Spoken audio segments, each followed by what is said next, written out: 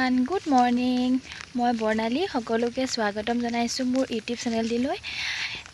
আশা কৰোঁ সকলো কুশলে আছে মই কুশলে আছোঁ আজি আমাৰ কঠীয়া পাৰিছে সেইবাবে মই এতিয়া আহি আছোঁ বাৰীলৈ চিপ চিপকৈ বৰষুণ দিছে আৰু হাতত ছাতি এইফালে মোবাইল লৈ আহি আছোঁ আৰু ভাবিলোঁ আপোনালোককো আমাৰনো কেনেকৈ কঠীয়া পাৰে দেখাওঁ বুলি তেন্তে ব'লক ভিডিঅ'টো ষ্টাৰ্ট কৰোঁ ভিডিঅ'টো ষ্টাৰ্ট কৰাৰ আগতে কৈছোঁ প্লিজ ভিডিঅ'টো শেষলৈকে চাব আৰু যদিহে ভাল পায় তেন্তে প্লিজ কমেণ্ট বক্সত জনাব কেনে পালে আৰু লাইক কৰিব শ্বেয়াৰ কৰিব ছাবস্ক্ৰাইব কৰিব লগতে বেল আইকনটো প্ৰেছ কৰি দিব তেতিয়াহে মোৰ নতুন নতুন ভিডিঅ'বোৰ আপোনালোকে পাই থাকিব তেন্তে ব'লক ভিডিঅ'টো ষ্টাৰ্ট কৰোঁ এয়া দেখিছে আমাৰ দাদাহঁতে কঠীয়া সিঁচিবৰ কাৰণে মাটি টুকুৰা উলিয়াই আছে আৰু পানী কম হোৱাৰ বাবে মেচিনেদি পানী টানি জেগাডোখৰ ধুনীয়াকৈ উলিয়াই হোৱা মোৰ হাজবেণ্ড এতিয়া কঠীয়া সিঁচি আছে তেখেতৰ ভৰিৰ বিষ ইউৰিক এচিড বাঢ়িছে তেনেকৈ কৰি আছে আৰু হেল্ল' অকণমান আগত দুপৰীয়া আহাৰ খাই আজৰি হৈছোঁ ময়ো গা পা ধুই আজৰি সকলোৱে এতিয়া অকণমান জিৰণি লৈছে কাৰণ আজি কঠীয়া পাৰিছিলে বোকাত খোজকাঢ়ি থকা যে সকলোৱে ভাগৰ লাগিছে সেইবাবে অকণমান জিৰণি লৈছে আৰু ময়ো গা পা ধুই আহি ভাবিলোঁ আপোনালোকৰ লগত অকণমান কথা পাতোঁ বুলি আজি আমাৰ কঠীয়া কেনেকৈ পাৰিলে আপোনালোকক অকণমান কৰি দেখুৱালোঁ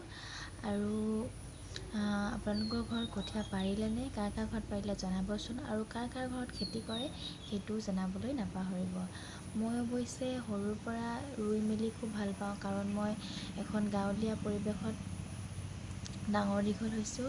এখন গাঁও সমাজত থাকোঁ এতিয়া গাঁৱলীয়া জেগালৈকে মই বিয়া হৈছোঁ আৰু খুব ভাল পাওঁ এইবোৰ কৰি সৰুৰে পৰা কৰিছোঁ মাহঁতৰ লগত যাওঁ পথাৰলৈ দেউতা পথাৰত হাল বাই থাকে জলপান দিবলৈ যাওঁ এইবোৰ কৰা এটা বেলেগ আনন্দ ন গাঁৱৰ পৰিৱেশত থাকি আৰু যেতিয়াৰ পৰা ক্লাছ 7-8 মান হৈছে তেতিয়া আগতে মই সৰুত হোষ্টেলত আছিলোঁ সৰুতে আৰু যেতিয়া হোষ্টেলৰ পৰা আহোঁ তেতিয়া লগৰবোৰৰ লগত যাওঁ ৰোৱা দিনত ৰুবলৈ যাওঁ আৰু ধান দোৱা দিনত ধান দাবলৈ যাওঁ খুব ভাল লাগে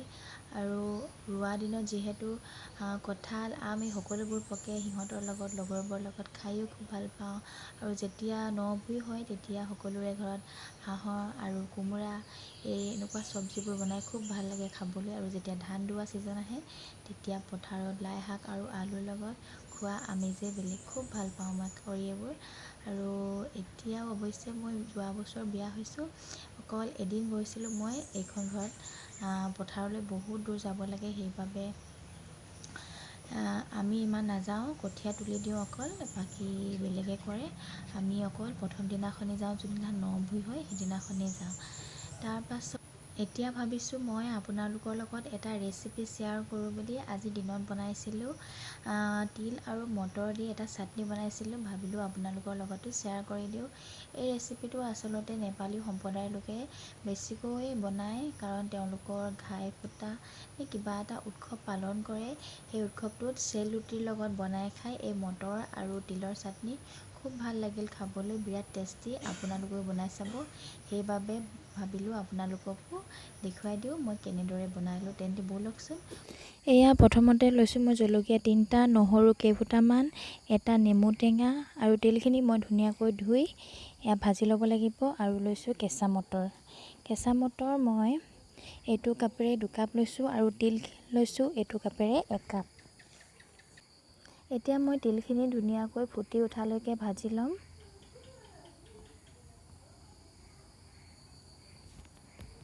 এয়া দেখিছে মোৰ তিলখিনি ভজা হৈ গৈছে এটা দুটাকৈ ধুনীয়াকৈ ফুটি আহিছে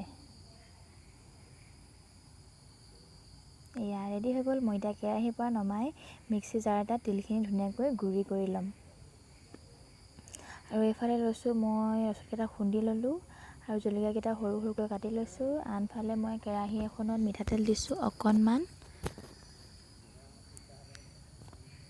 এইফালে তেল গৰম হৈ গ'ল আৰু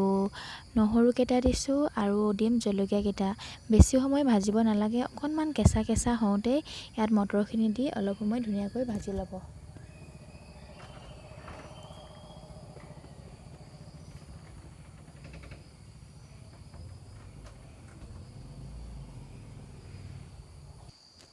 আটাইখিনি কিছু সময় ভজাৰ পাছত তাত মই মটৰখিনি দি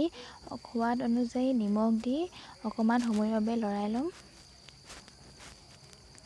এয়া ধুনীয়াকৈ লৰাৰ পাছত মই ইয়াত দিম গুড়ি কৰি থোৱা তিলখিনি।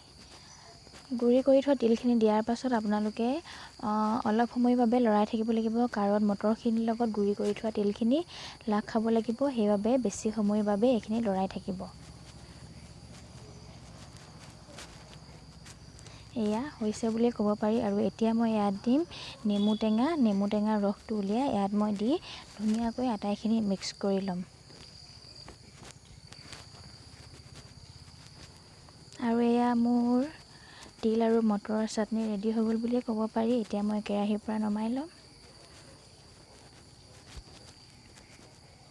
এয়া ৰেডি হৈ গ'ল। আপোনালোকে এতিয়া গৰম গৰম ভাতৰ লগত খাব পাৰিব। নেপালীসকলে যেনিবা চেলুটিৰ লগতে খায়, আমি গৰম গৰম ভাতৰ লগত কেঁচা হৈ আছে কিন্তু খাবলৈ বিৰাট মিঠা। খাই চাইছিলোঁ এটা, ভাবিলোঁ আপোনালোককো দেখাই দিওঁ নেকি। বতৰৰ ফল যিহেতু সকলোৱেতো মিলিজুলি খাব লাগিব, নহয় জানো। তেন্তে বিৰাট টেষ্টি। আৰু ভিডিঅ'টি চাই কেনে পালে জনাব। যদিহে ভাল পালে তেন্তে প্লিজ লাইক কৰিব, শ্বেয়াৰ কৰিব, ছাবস্ক্ৰাইব কৰিব, লগতে বেল আইকনটো প্ৰেছ কৰি দিব। তেতিয়াহে মই নতুন নতুন ভিডিঅ'বোৰ আপোনালোকে পাই থাকিব। আৰু কেনে পালে কমেণ্টত জনাবলৈ নাপাহৰিব। তেন্তে বাই বাই, আজিলৈ আহিলোঁ, বাই।